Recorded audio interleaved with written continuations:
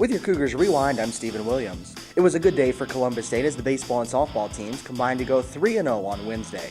The CSU baseball team kicked things off early in the afternoon as they traveled to Rome for a non-conference game against Shorter. 4 batters into the game, the Cougars had a lead as Brett Teschner doubled home J.D. Pullen in the first inning. The Cougars added 2 more in each of the 4th and 5th innings. Dustin Averett tripled home a run in the 4th, and Martin Castro drove in another with a sacrifice fly.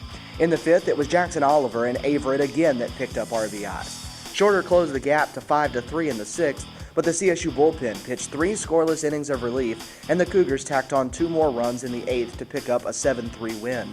Matthew Kuhlenberg earned his 3rd win of the season, allowing just 3 runs over 6 innings of work. Next up for the Cougars is a weekend series with Georgia College Friday and Saturday here in Columbus. The Columbus State softball team hosted Senior Day Wednesday as it honored 5 members of the Lady Cougar program. CSU fell behind Albany State early in Game 1 as the Golden Rams struck for 2 runs in the top of the 2nd inning. Columbus State didn't get its first base runner until the 5th inning when Bree Nolan singled up the middle, but it opened the floodgates. Lucy Lamb followed with a double to center field that scored Nolan from first. An error and a walk loaded the bases for Corey Waugh, who promptly unloaded them for a grand slam to give the Lady Cougars a 5-2 lead. Molly Russell would finish things off from there as the senior struck out 10 en route to her 17th victory of the season. The Lady Cougars didn't wait long at all in Game 2 to get the bats going, as Corey Waugh homered again, this time leading off the 1st inning. In the 3rd, Nina Rubio and Brannigan Wicks each tripled, bringing home another run. After a Taylor Turner walk leading off the 4th, Bree Nolan hit a 2-run home run to make it 4-0. Wicks and Casey Googe would add RBIs later in the inning.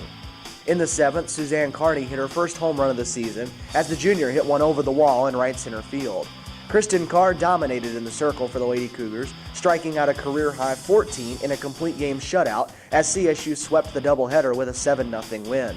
The Lady Cougars traveled to Dahlonega on Friday for a doubleheader against number 6 North Georgia.